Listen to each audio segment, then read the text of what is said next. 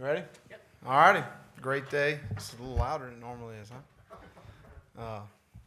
It's a great day here at the University of Florida. A lot of hard work put in by our staff, and I don't think people realize the contributions it takes from everybody. It's a total team effort on campus. Professors, our administration, our academic people do a fantastic job. When a young man comes on campus for an official visit, all of the people that have to contribute to make that a special experience, and our people do it the best. Our travel people do an amazing job. All of our pilots, you guys seem to track pretty well, but they do a phenomenal job. But it takes all these moving parts to make things work the right way, and so we got a great staff. Our staff did an outstanding job. You know, we had a miserable fall, and to have the staff come together and three new coaches, and Kurt Roper, Mike Summers, and Coleman Hutzler, come together and you know, change a little bit, not philosophically but schematically, offensively, adjust some things what we need to do in midstream as far as some of the guys we were recruiting, and to put together this class. I'm really proud of that. You know, I don't know where we ended up as far as any rankings and all. Y'all know me. I don't get overly concerned with that. I was watching ESPN this morning, and somebody said Tom Luganbill was the #1 ranked junior college player when he came out. I intercepted Tom Luganbill. So that'll tell you how important those rankings are. All right, and I texted him this morning to remind him of that. So, but hey, I'm just really pleased with these guys and what we were able to do. Roster-wise, and I'll cover the signing class here in a second, just some updates. Cody Riggs and his parents came to me, and he's going to finish up in May and transfer to another school to finish his last year of eligibility. Wanted a fresh start, and I appreciate his contributions to Florida. Matt Jones had his second surgery on his knee today, and it was 90% healed. They feel very comfortable that it's way further along than they thought it would be at this time, and feel really good about him progressing well. He still won't go through spring, and still the only three guys that are totally out of spring right now are Matt Rowland, Jeremy Powell, and Alex Anzalone. So guys are working hard in the off-season program. Very pleased with how that is going at this time. Some other guys will be limited in spring, but no one's going to be totally out other than those three at this time that I know of. As far as the signing class, we have 9 guys on campus. I've hit on before. Taven Bryan, 6'5", 260 pounds, is exactly what we wanted as far as a big athlete. You watch him go through the all-season program. He's explosive. He's got really good flexibility in his lower body. He's got a great motor, a great work ethic.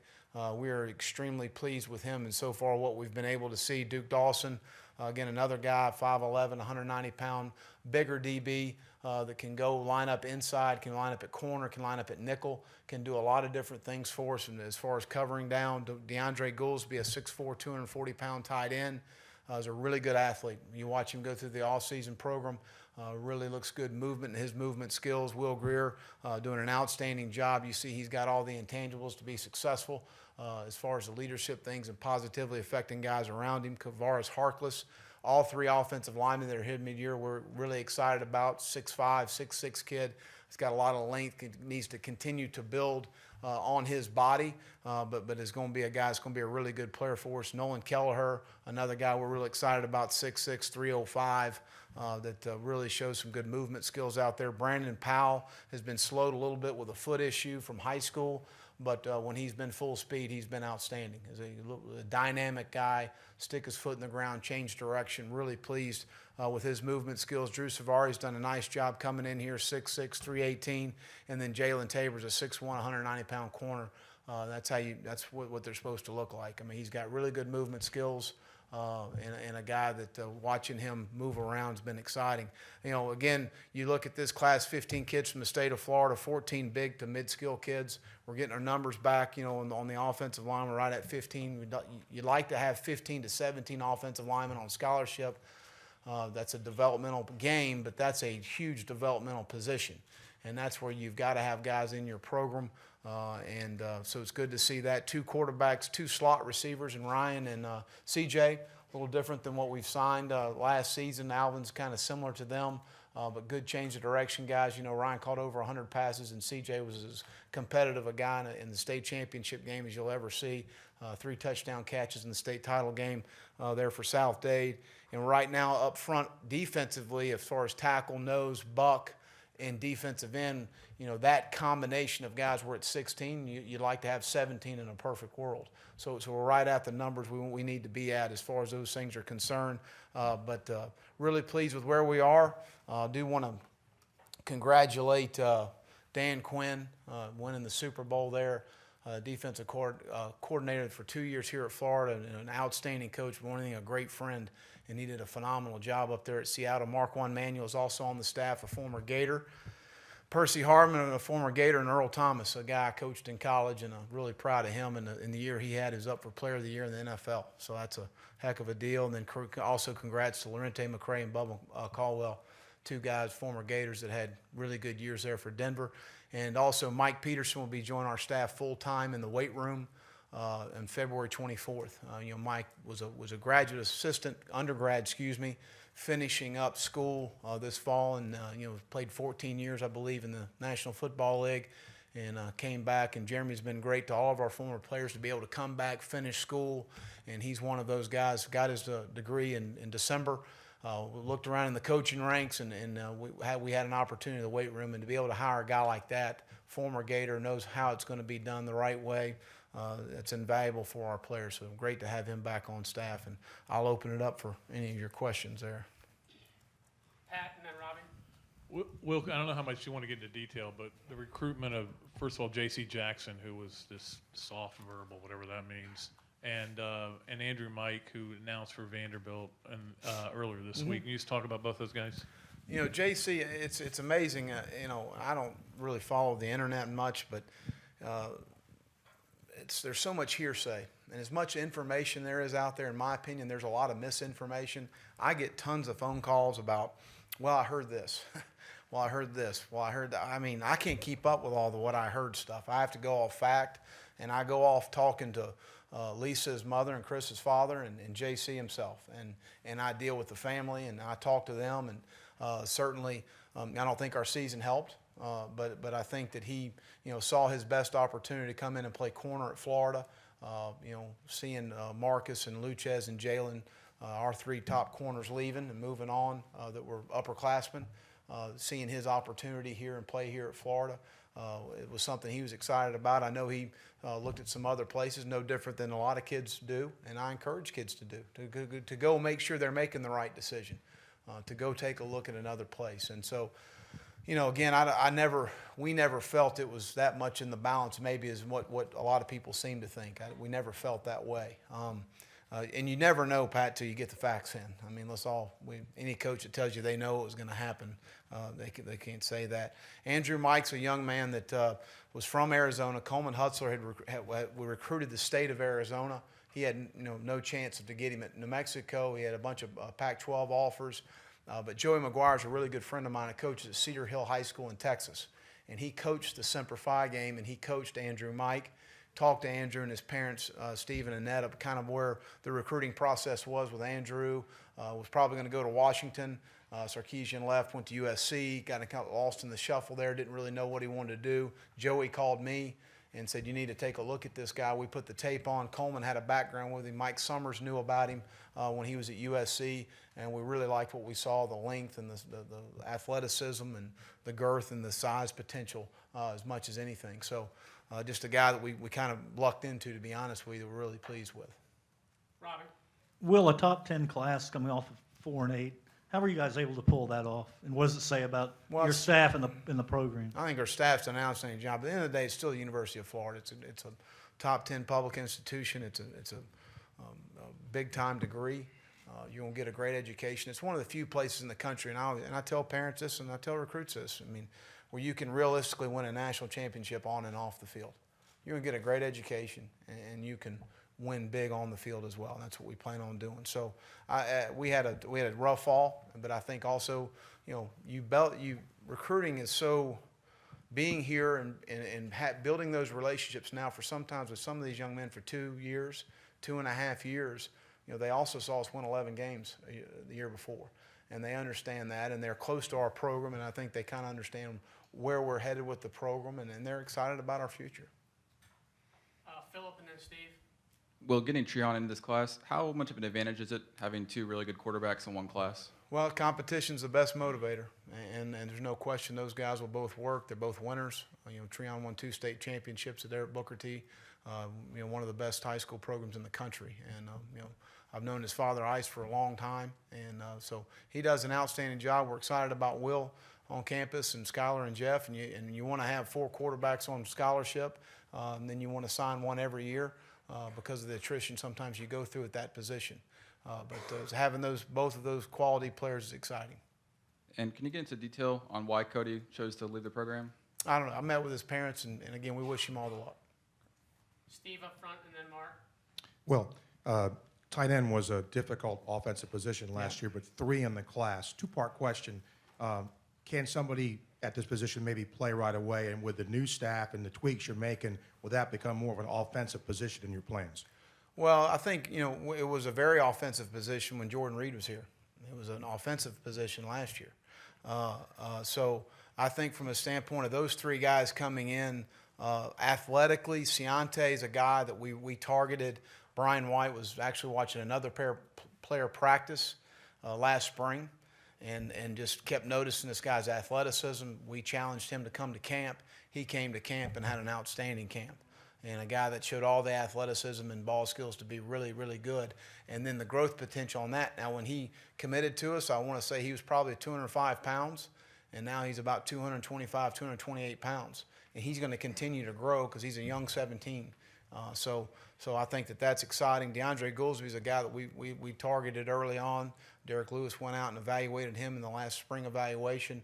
Really liked his movement skills, his growth potential, his toughness at point of attack, and those things. And excited to have him, on campus, and a guy that can do some different things for you. And then Morrill Stevens is a guy that we didn't think we were going to have room for.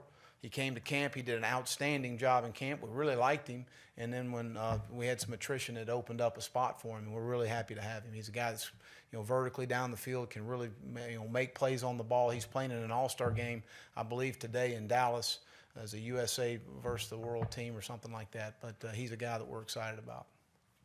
Mark and then Brian. Where do you envision DeAndre Porter playing right now? Yep, Cornerback. DeAndre's a guy that we knew about down at Tampa Jefferson High School, and I love being able to sign guys that are quarterbacks to play different positions.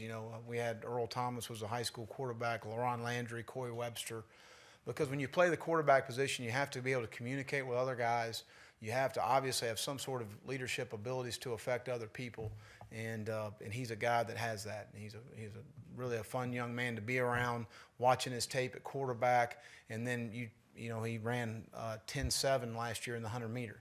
So he's over 6 foot, about 170, 175, and a guy that we think will project very well to the defensive back position.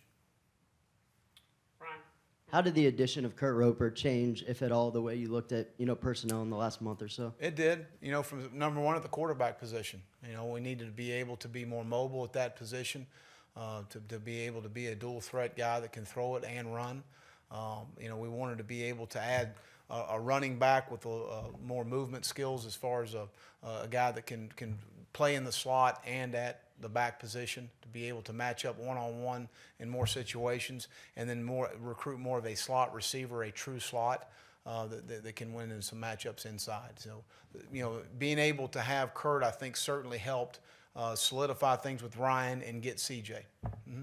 And it seems pretty certain you're going to need playing time out of freshmen in the defensive backfield. Mm-hmm. What do you look for from those guys just to see who can kind of get a step up on the others? As far as the guys that are here now, or Freshmen coming in the spring and the fall, what do they need to show to get on the field? well, they just to me they're going to have plenty of opportunities. They need to step in and make plays. Our track record speaks for itself. You look at Marcus Roberson and Pop Saunders and a lot of guys that we've played as freshmen.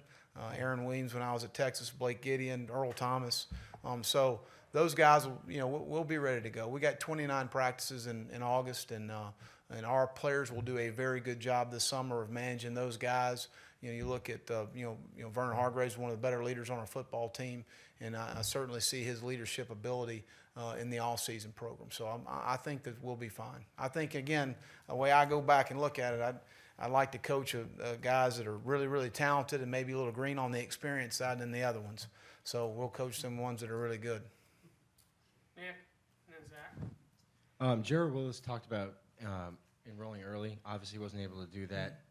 Does he have a far way to go as far as academically No, being able to no, qualify? he was, I don't know, I can't remember exactly, it was very close, but no, he's fine. Should be fine. Zach, and then Richard, and then Edgar. Coach, obviously, offensive tackle is a premium position, and it seems like you guys honed in on David Sharp early, and there was a time that maybe it looked like he was going to go elsewhere, and you were able to pull him in. How big was that for your staff, and how special do you think he can be down the road? Well, he's a really good athlete. I mean, he's you know, like a lot of big guys sometimes think they're a basketball player coming through, and until he bought into it. Tony Baselli's actually the offensive line coach there at Providence under Bobby Rollerson, and you know, he was a guy that bought into the football side of it, and he bought into the physicality of the game and all that. So you combine that with the athleticism at 6'5.5", you know, right now he's probably 318, 325, something like that, and he's got great feet. You can't coach that. So he's a guy that I think, again, he will continue to improve, and his best football is ahead of him because he's still very young at the game. He hasn't played a lot of the game. So, but we felt pretty good about David the whole time. And then you came into last season talking about the middle of your defense and how that was something you had to replace in the starts at defensive tackle. With you losing Dominic Easley and Damian Jacobs, how big was it to pull in Clark and Holly? Well, absolutely. You know, really excited about Leon Orr and Darius Cummings. You know, two seniors coming back, and the three young guys, Janard Bostwick and Caleb Brantley and Antonio Riles, are all three guys that have all the athleticism and the girth to play the position and be fine. And then certainly adding those young guys coming along, and Kerry Clark's a 6'2", 6'2 and a half, 320-pounder that moves very well. He's got really good lower body flexibility, so he can change direction. You know, Gerald Willis is a guy that can play in, but he can play multiple positions because he's got enough girth to play inside. Thomas Holly is a 300-plus pounder that plays on Abraham Lincoln's basketball team in Brooklyn, and which says a lot to be able to be on that starting five, where I think three guys are signing in Division I off of that team, tells you what kind of athlete he is. So, there's no question you can never have enough defensive linemen.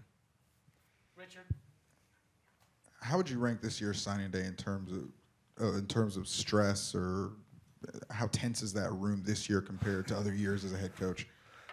It's the same every year to me. Until you get them all the faxes in and all. You know, and most times it's funny to watch these. They film these staff rooms, and these staffs all cheer when they get most of the time, you know if you're getting them, and you know if you're not. If you haven't talked to them in 48 hours, you're not getting them. You know, so that's that's an indicator. You know, if you're on the phone that morning with mom and dad and brother and uncle, you're probably going to sign them. So, but still, you never know, and it's always a little stressful, a little anxious.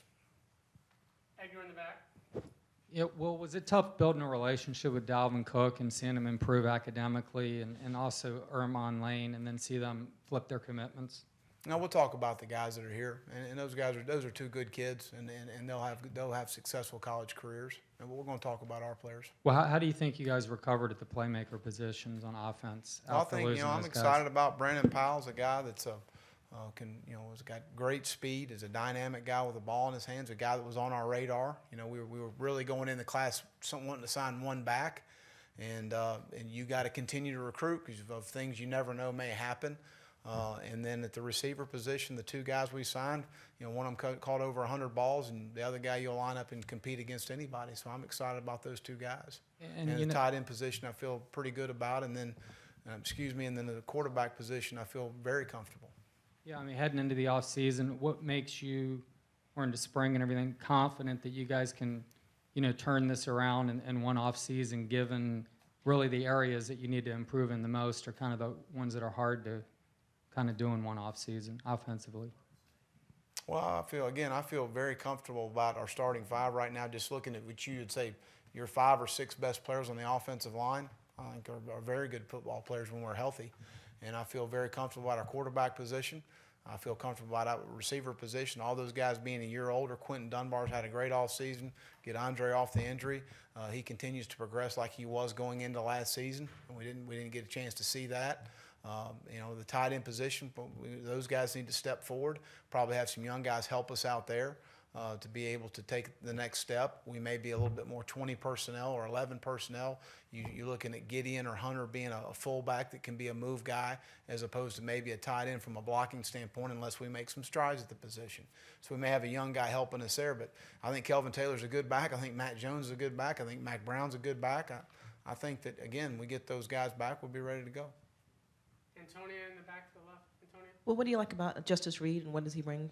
Justice, again, another guy that we said, in order for you to get offered, you need to come to camp. And he came to camp. He vertical 36 inches. He broad jump over 10 foot. He's a very explosive guy. He weighs, I think right now, probably 215, 218. You got to look at 2 years from now, probably be best for him to redshirt. And he's going to be a 235 pounder, and be able to carry that. And then he's got the explosive power to go with that. So that's kind of what you're looking for, especially at that position.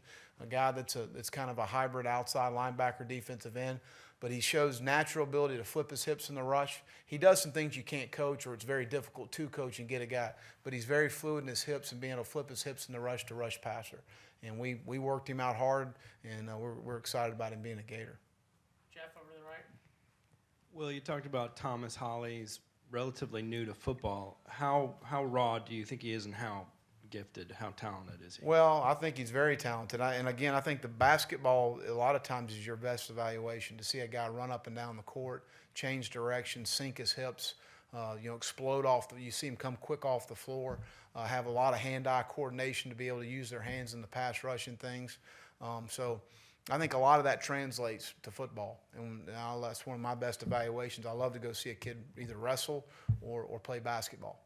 And so we saw him do that. I mean, it's been a year now. It's been a while, but a guy that's got a lot of athleticism.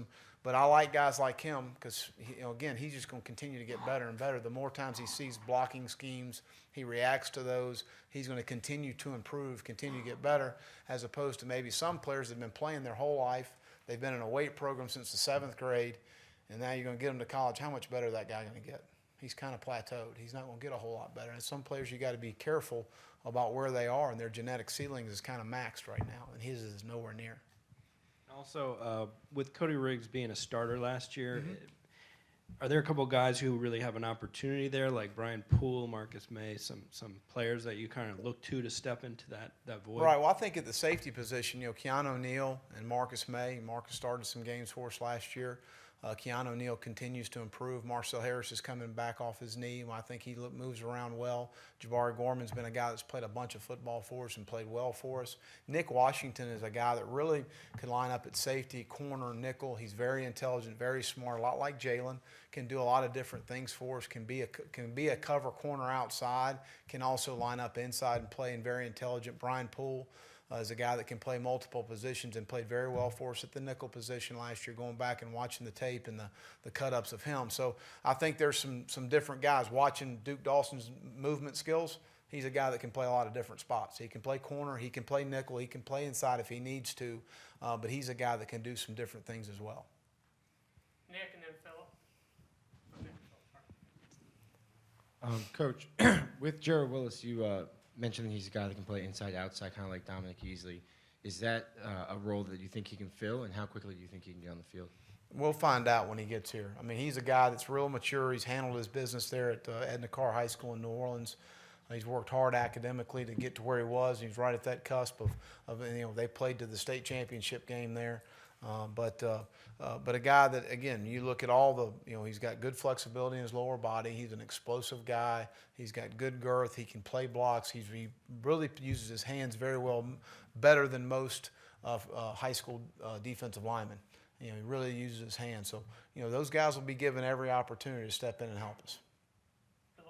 Will, fans want these big splashes on signing day, but with your policy of not over-signing, how important is it to get guys committed early in the process, and how successful do you think you've been doing that? You need to know where you are, and you got to have some hard conversations, and you don't get into much of the fanfare of signing day and all that. You need to know, to be fair for the University of Florida, I need to know where we are with a young man, and that's, to be fair to our program, what we need to do moving forward. And sometimes people work with you a little bit, and sometimes they don't, and that's part of it.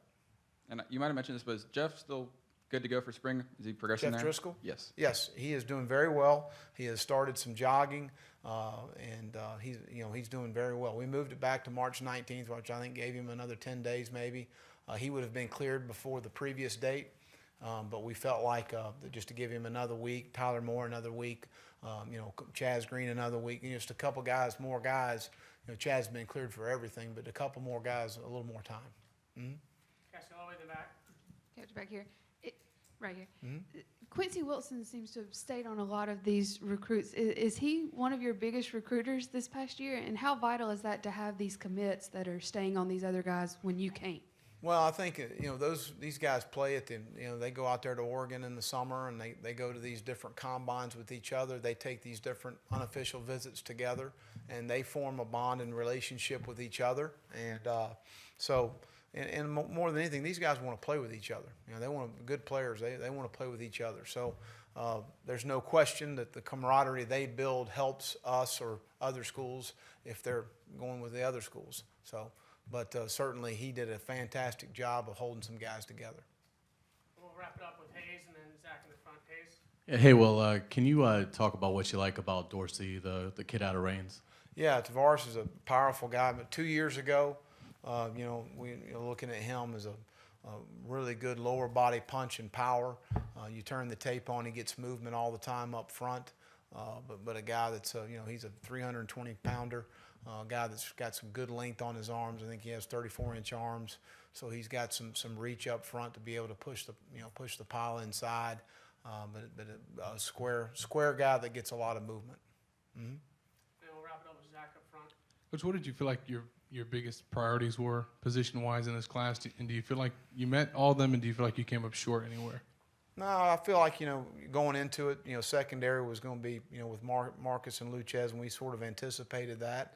You lose Jalen as a senior, so we felt like we needed to continue some length at the corner position especially, and sign those guys and athleticism. So we were able to get that. That was very pleasing. I feel like we needed to athletically improve ourselves at tight end. And I think we took some steps there. Again, on both lines of scrimmage, I think you need to sign 3 or 4 guys a year, depending on what fits your depth and your quantity at each position you're looking for. To be able to sign 2 winners at the quarterback position, I think is always huge to be able to do that. I think Brandon Powell's a vertical speed guy that can change the scoreboard quickly. I think both receivers are guys that are going to be exciting for the Gator fans to watch. I can hear you. You talked about how you'll always be able to get kids here because it's the University of Florida and it sells itself. But it still is about relationships. And I got to imagine it was maybe a little bit harder for you guys to sell yourself as a staff after this season than maybe other years. How were you able to work through that and still convince kids to believe in you guys? Well, I think a lot of hard work. And again, I don't think that we're talking about a season. We're not talking about seasons. And I think that, we won 11 games a year before. A lot of those guys, we were recruiting then. And they saw that, and they saw us go through that time period. But then they come up and they see our weight program, they see our training program, they see our academic programs on campus. And that's very attractive to a young man. It's very attractive to a young man's parents to have, their son in that environment. And that's a lot of it's not just the young man. A lot of it is the parents. Chris and Lisa Jackson wanted their son to be here. They felt like it was the best opportunity for their son to be at the University of Florida, to be in the academic resources that we have here at Florida, to be coached by some coaches that know a little bit about secondary play because of the track record that speaks for itself. So I think there's a lot of things that were very, very positive, regardless of the outcome of the records we had in the fall, which was very disappointing. All right. Thank you all.